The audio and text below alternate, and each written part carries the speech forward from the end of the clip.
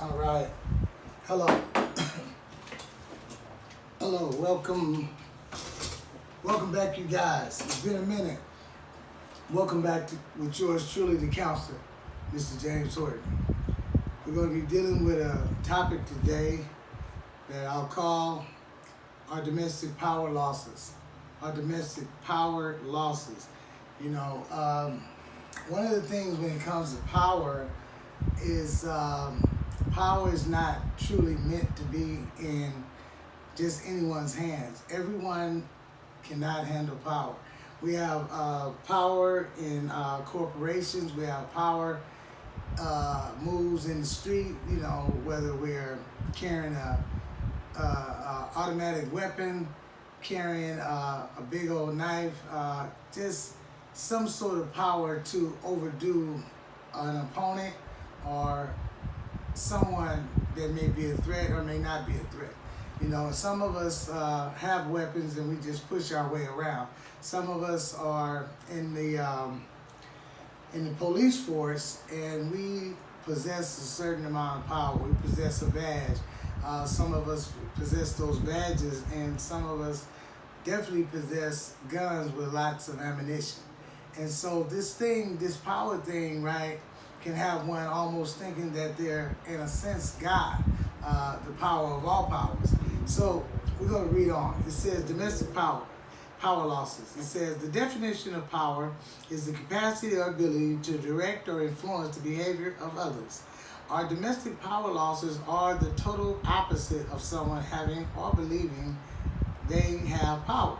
Power losses are known as power failures in most pragmatic relationships.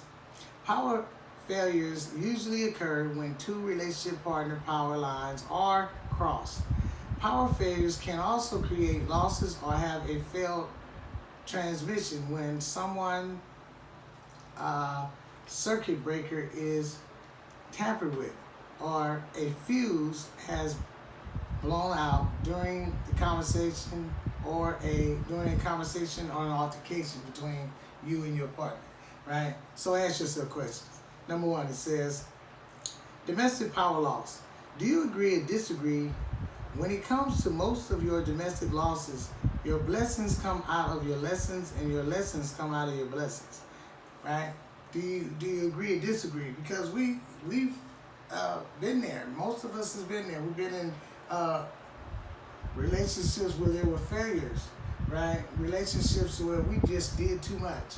Relationships where we found ourselves bullying our partner, threatening our partner, whether it was with money, whether it was with a household, whether it was with our size and their size being in different sizing, and we've lost out, you know, and so we get a chance to kind of look back. If you're open-minded to do that, get a chance to look back at, you know, what we've done, what you've done to create losses, you know, losses to where you can't get back in that certain situation, that certain relationship, right? Number two, domestic power loss.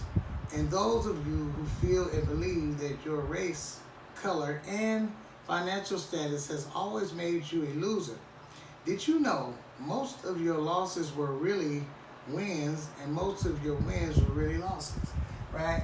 Sometimes we just think, ooh, I lost out, oh, I lost her, I lost him. But sometimes the loss is good.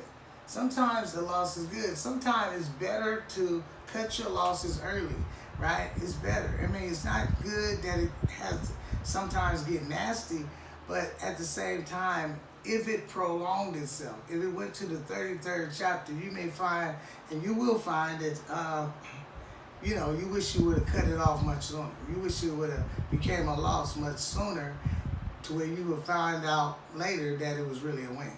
All right, number three, domestic power loss. When it comes to domestic power losses in most of your mutual combative, confrontational relationships, do you feel or believe there's always a win-win or a lose-lose in most of those relationships you involve yourself in? Sometimes it's the struggle of who wins and who loses, right? And you think because you have become belligerent, you have become much louder than the other person. You believe that you have won, right? But really, you actually have really lost, right? Because you have bit, you have given up your will into something when you could have possibly just walked away. But you sit there and become ignorant like the other person is ignorant, and you think that that's a win. No, it's not really a win, because if it was a win, you would have maintained your control, maintained your stability, and you wouldn't have bit. You wouldn't have dove right in and put yourself in jeopardy, put your job in jeopardy, put your life in jeopardy, put the children in the home in jeopardy. So think about what's a win-win and what's a lose-lose. All right? Okay, number 4. Did you know when it comes to most of your domestic power losses, when you're dealing with God, you can't play with God. Excuse me. Did you know when it comes to most of your domestic power losses, when you're dealing with God, you can't play with God? In this, you just can't play with him. You might acknowledge him, because you believe it's a situation where God is dealing with you, or you trying to deal with God. But you must know, in the whole thing of learning, and even if it's a chastisement from God, you can't play with God. You can't say, "Oh God, let me have her back. Oh God, let me get him back," and then you want to play. You get back in there and say, "I'll never do it again. Oh God, I'll never pick up this again. Oh God, I'll never use again. God, if you let me out of jail, I promise you, God," I remember saying this myself, "God, I promise you, God," I'm looking at 15 years, you understand? And I've been doing a lot of time, but a lot of baby time. But 15 years straight out was just real, real heavy for me. And so I remember telling God, I remember telling God, almost 16 years ago, I said, "God, if you let me out of this, I promise I'll go do this. I promise I'll help your people. I promise I'll help people that don't like me. I promise I'll help people that I don't really like, right? I promise. And if you just let me out." And I remember 4 months later, I was out.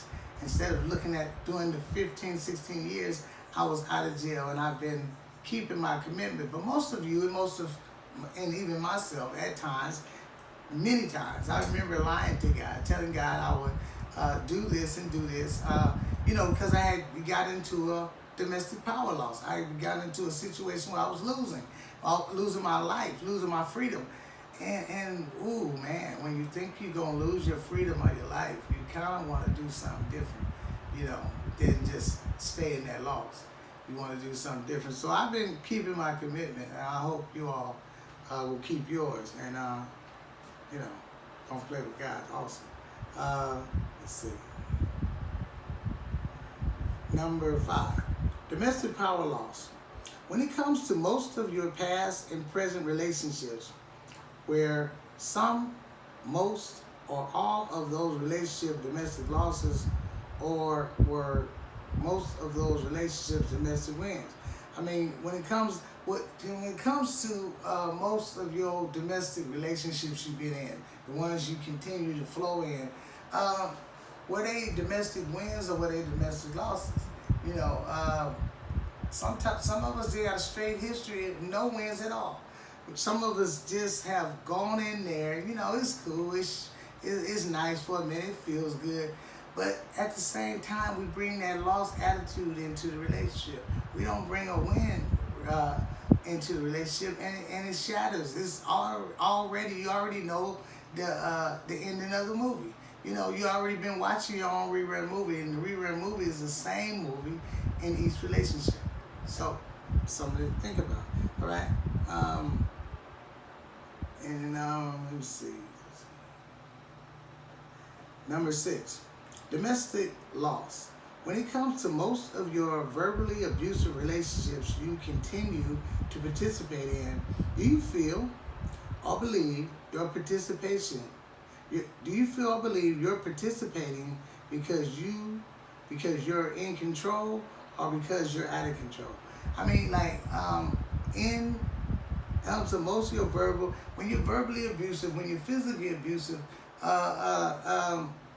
do you feel that that says that you're in control, right? I mean, do you really believe you're in control because you are much stronger than your opponent? You can choke your opponent out. You can drag them down the street, grab them by the hair. I mean, you can bite them. You can kick the guy in the shins. I mean, do you believe that that's a domestic win? I mean, do you believe that you're in control or out of control?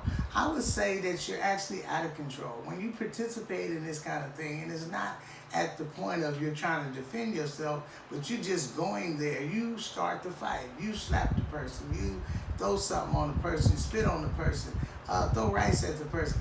Do you believe that you're in control or out of control? Your behavior shows that you're out of control, which eventually will get you 52 weeks of domestic violence. With guess who? Yours truly, the counselor, Mr. James Horton. So you're not in control when you're acting out and acting stupid. You know, you're not. That doesn't look good. It looks like a child, you know, acting out because you want your cookie or you want something or want someone to do what you want them to do. So think, right? Okay.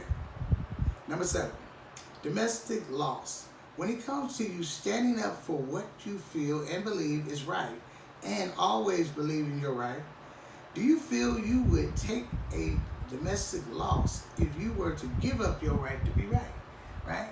I mean, we got those people. Some of you are those people that just got to be right no matter what it is, right? And I found myself running into people that I know always want to be right. It's a headache sometimes even having dialogue with these people. So I have found myself twisting what I was going to say, twisted into the opposite of what I truly believe. So I go in with the twisted statement on my part. So I bring that statement to those people, and it's amazing that when I say something in the opposite of what I'm actually thinking, they switch it to what I was really thinking. So, you know, it's interesting. You can also you can play with this thing sometimes. Go in there and just say, you know what, I'm gonna make sure I walk away with a peace of mind. I'm gonna go in there instead of saying, man, did you hear what happened to so and so? Did you see what the president did? I mean, I just would put something out and they would just go there and just disagree, right? So sometimes you have to put the spin on it, right? And go on and spin on and tell that person I gotta use the bathroom, right? Check out on them. They can't go to the bathroom with you, right? So you're able to get away from that drama and that kind of stuff. All right, number 8, we're gonna end this thing. It says domestic losses.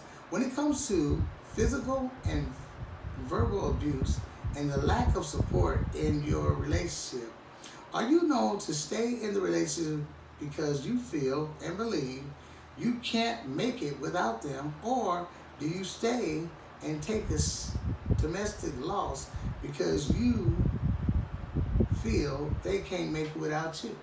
Right? We're going to read that again.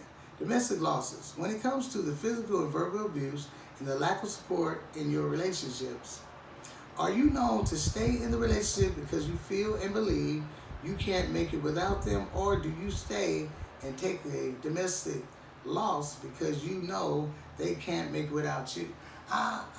It's sick. It's really sick. It's like, oh, I'm going to just stay here. Oh, you're going to just stay. How many lumps do you want?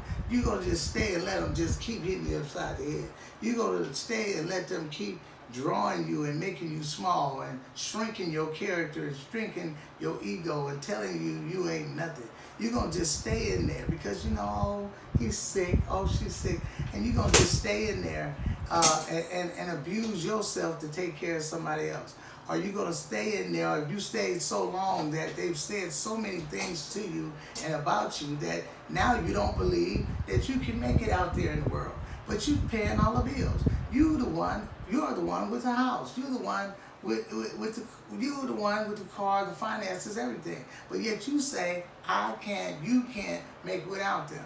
In some cases, especially in the area of women, you know, they call this particular syndrome, and men have some issues too, codependency and counterdependency, but they call this particular syndrome for women battered women's syndrome, believing that I can't make it without the abuser.